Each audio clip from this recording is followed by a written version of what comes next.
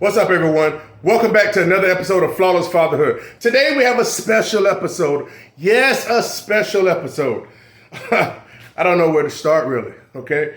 But as you guys can see by the title, this is basically, a recap of the Super Bowl. Actually, I had me and my two of my three sons came to watch Super Bowl with me. My oldest son, he came over along with my youngest son because it was my timeshare, my week, that he was with me as me and his mother co-parents week to week. And it just happened to be the second straight year where the Super Bowl fell on my week so we can enjoy it together. So I had my oldest son here, my youngest son here, my middle son. Fortunately but unfortunately, he's up in Virginia doing his whole little welding career, fixing on naval ships and stuff like that, So, but Super Bowl Sunday, it was an awesome day filled with fun, food, drinks, family, and the whole nine. But yes, the 49ers, my 49ers, they fell short, and Kansas City were the victors of Super Bowl 58, 25-22. All right. I got my little notes right here because I don't want to miss anything, So first, hey, check this out. I need you to make sure you stay to the end of the video. You don't want to miss out on something that I feel is very special, okay? All right, so, I had a handful of people, a handful of here. I had both my boys. I had my other half here. I was supposed to have a couple other people come over, but, they weren't here. But I'm going to just tell you something. We had a great time, great food, and we enjoyed the Super Bowl. I'm going to tell you some things that happened with it, okay? Now, first, this was Super Bowl Sunday, and early in the morning, as tradition, me and my son got to go out, and we have to go get, we're going out to get stuff for the game. We're going to get, necessities, per se, if you will, right? So we went out and, we hopped in the whip, we ride, so, I'm sporting my San Fran shirt. He's sporting his little KC shirt. He feeling good, as you can see in the picture, everything's straight. So we get to Publix, we go around there, and so we're looking, and obviously you see fans around. You see a couple KC fans, you see more San Francisco fans, okay? You see way more San Francisco fans. So on our way, because we went there to get balloons and stuff like that, right? But so of course me, this is time to shine and sell out a little bit. So, me and a couple San Francisco guys, hey, yeah, Niner gang, and we bump fists and stuff like that. And so it's like, I was like, yeah, I say this little guy I got with me, he's around here a Chiefs fan. And they was like, oh, him and his other half, his wife or whatever, was like, oh, whatever. It's like, oh, boo, this and that. So he was right there. He had to take it and stuff like that. And to me, it was like so many more Niner fans around, and he got to a point in time when he was in it, we were in the store. He was like, where are all the Chiefs fans at? Where are all the Chiefs fans at? Be supporting like the Niner fans. But it was real good. So we went there. And like I say, it was a good time just chopping it up with other people. So we got the balloons. We actually got some balloons. We got majority of the balloons or whatever. We just got two of the balloons that we saw walking around the store. And so I decided to take this video. Tell my son here that we're gonna put at Publix that we're gonna put the 49ers balloon above the Kansas City balloon, because that's how the score is going to end up. Ain't that right, sir? Yeah. Understand. See, look, San Francisco over the Chiefs. You heard it here first.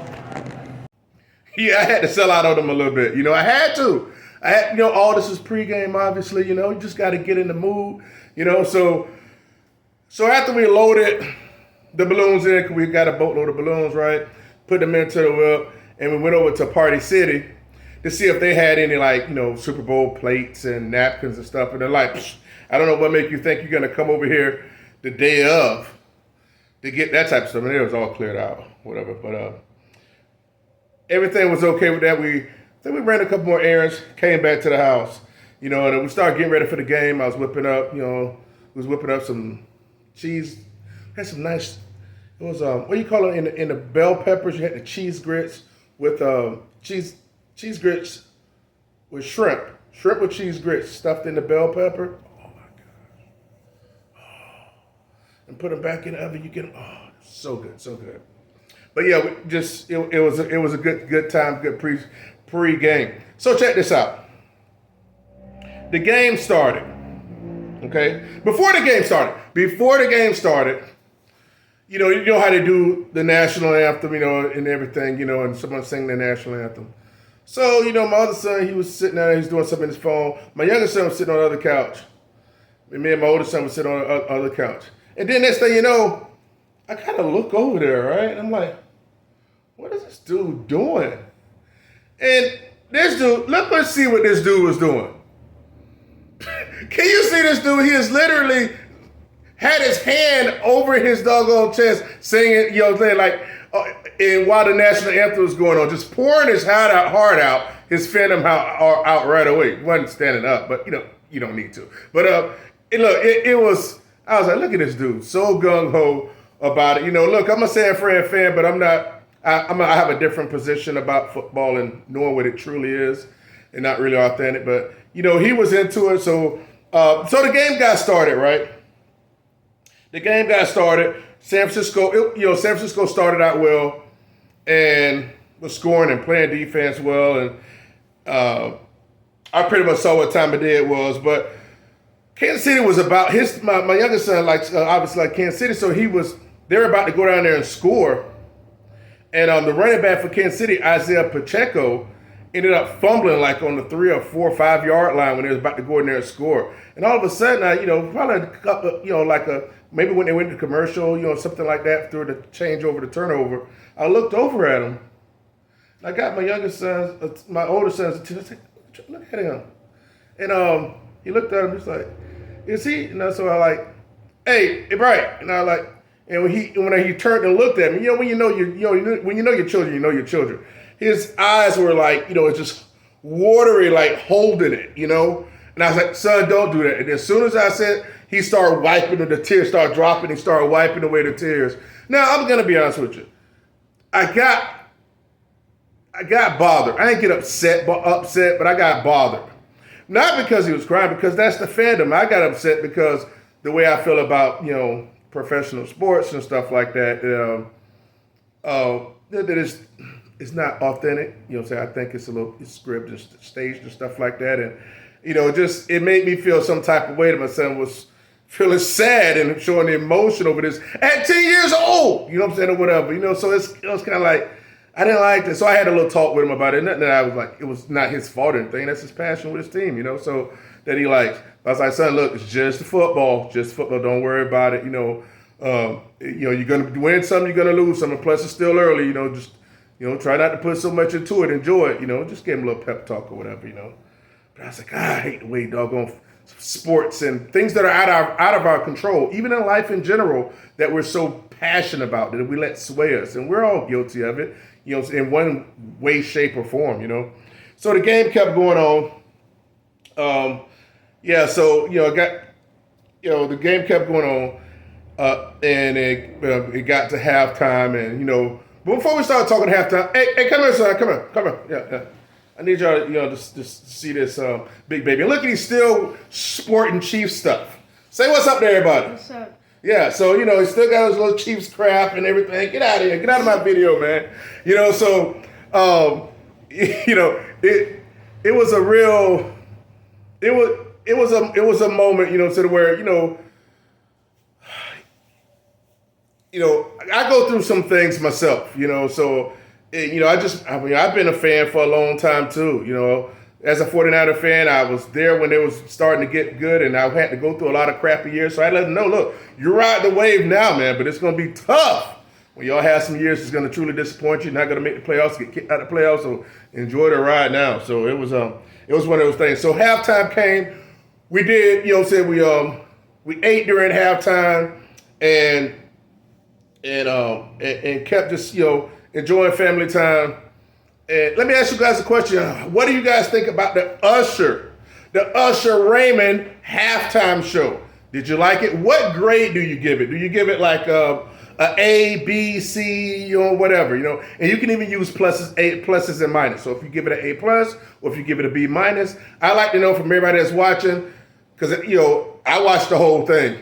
I'll put mine in the comments after everybody else put theirs in the comments. A good amount of people. What do you grade the Usher halftime show? And I mean, I enjoyed it. They had you had Lil Jon, you had Alicia Keys on there and stuff like that. So just hearing a lot of those throwback songs that that we came up on in our youth was pretty cool. So so the game started back, right? The game started back, and before that, I won some good money. Okay, I won some good money on the bets. It's not. I didn't bet on the teams. I bet on the players. I won some good money. I might put it up on the screen. Yeah, I'm probably gonna put it on the screen. So I felt like I won. You know what I'm saying? I can't control what they do on the field. So I felt like I won. But I didn't win till the end. Actually, till overtime. But nevertheless, I won. So I was already happy. Not by halftime, but it was at the end. But I just had to throw that in there for right now. So after halftime, third quarter started back. It's like a tale of two halves. San Fran was great in the beginning. Then it was trash in the second half. And then, Kansas City was better. And like San Francisco just all of a sudden just can't do nothing. They make it so obvious, So, yeah, we went. The game went down to the end and it went to overtime. So I had put a lot of money on my bet to win a lot of money. But it went to overtime and I was happy because, Christian McCaffrey was able to rush for another 15 yards if I can win my bet. I had bet on 3 different people. Anyway, so game goes down. San Francisco kicks a field goal in overtime. Kansas City gets the ball. They can go down to kick a field goal to tie it, or they can go down there and score a touchdown to win. And they went down there and they were getting close. And let me tell you, again, I'm sitting on this sofa facing the TV. My son's, my youngest son, Mr. KC, is sitting over there on the sofa, to this side, like this. And if you guys are on the TV, I'm sitting right here, and me and my oldest son's right here, and he's sitting on the sofa right here.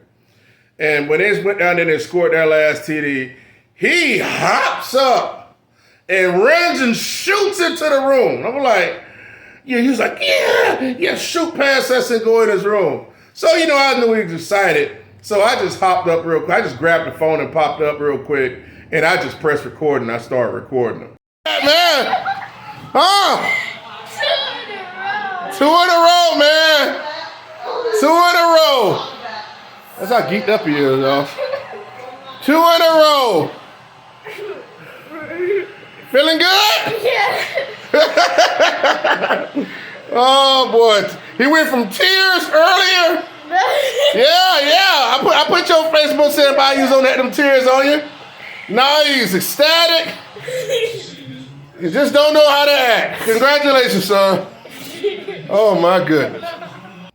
See that? The little rascal was he was ecstatic. I mean, he was calming down some at that point in time, but he was all geeked up, Oh, 2 in a row. 2 in a row. And he was all happy. And then just when he go from sad and actually crying, dropping a couple of tears to just being ecstatic, like that, it's right, again, just full of emotion, and I remember when I was younger and San Francisco's good and great and winning the Super Bowl, and I knew how it made me feel.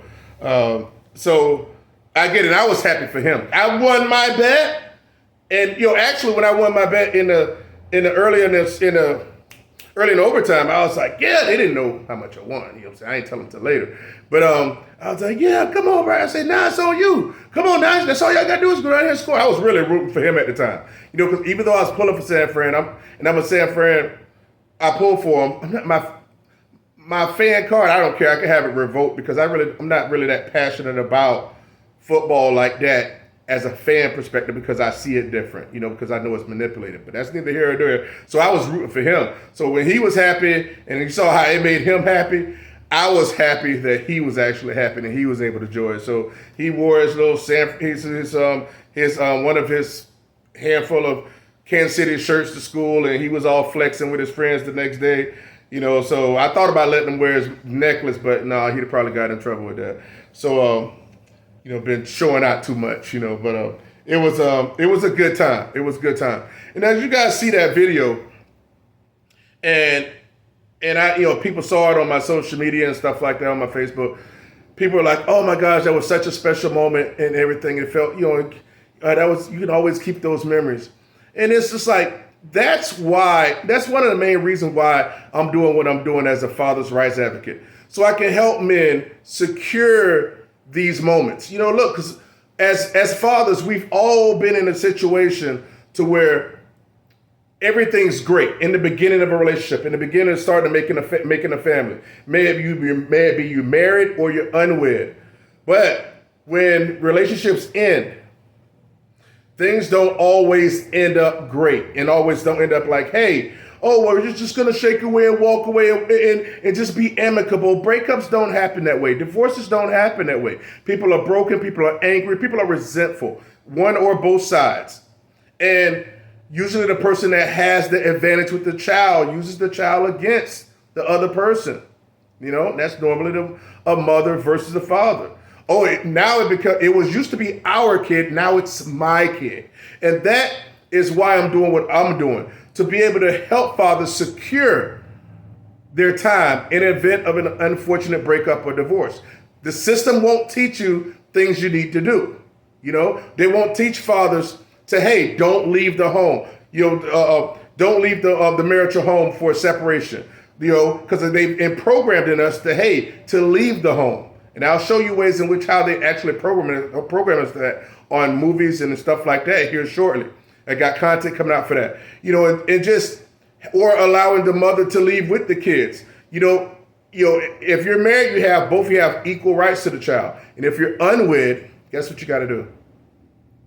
You got to actually get your rights on paper. You have to establish custody. You have to establish paternity and get a custody agreement with the mother if you're unwed. Listen, you don't need an attorney for that. You don't need an attorney for that, fathers.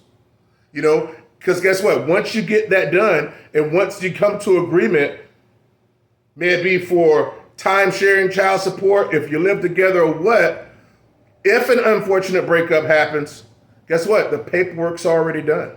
Nobody can use the child against one another. How to avoid domestic, how to avoid restraining orders, all those type of things are things in which I'm trying to teach fathers how to avoid accusations and things like that. Look, these are things I experienced, things I've seen other fathers experience.